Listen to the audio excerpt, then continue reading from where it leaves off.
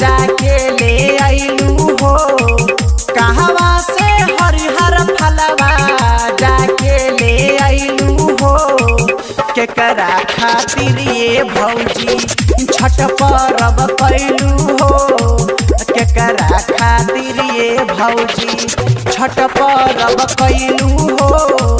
केकरा खातिर ये भौजी छपरा से हरिहर फलवा जाके ले आइनी हो। छपरा से हरिहर फलवा जाके ले आइनी हो। बबुआ खातिर ये देवरू छठ पर्व कैनी हो। बबुआ खातिर ये देवरू छठ पर्व कैनी हो। बबुआ खातिर ये देवरू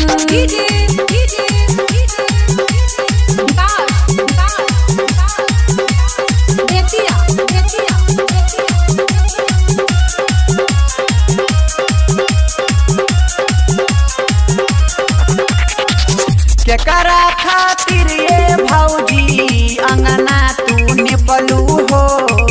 केकरा खातिर ये भौजी अंगना तू निपलू हो। केकरा खातिर ये भौजी सेनुरा लगैलू हो। केकरा खातिर ये भौजी सेनुरा लगैलू हो। केकरा खातिर ये भौजी माई छोटे खातिर देवरू अंगना हम लिपनी हो।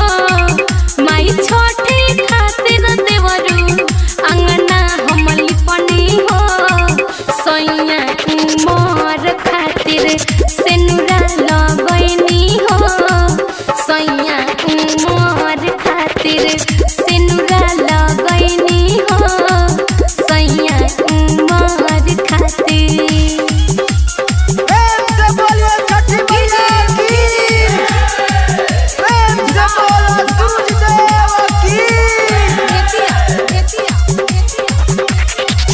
कहवा से पन सुपारी नरियल ले आइलू हो। कहवा से पन सुपारी नरियल ले आइलू हो। कहवा से जाके भौजी पियरी तू किनलू हो। कहवा से जाके भौजी पियरी तू किनलू हो। कहवा से जाके भौजी अमित से कह के देवरू नारियल किनैनी हो। अमित से कह के देवरू नारियल किनैनी हो। राइटर राहुल से देवरू पियरी मंगैनी हो। राइटर राहुल से देवरू पियरी मंगैनी हो। राइटर राहुल से देवरू कहवा से हरिहर फलवा जाके ले आइलू हो।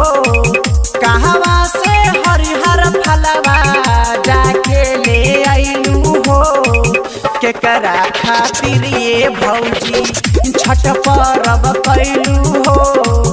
केकरा खातिर ये भौजी छठ पर्व कैलू हो। केकरा खातिर ये भौजी छपरा से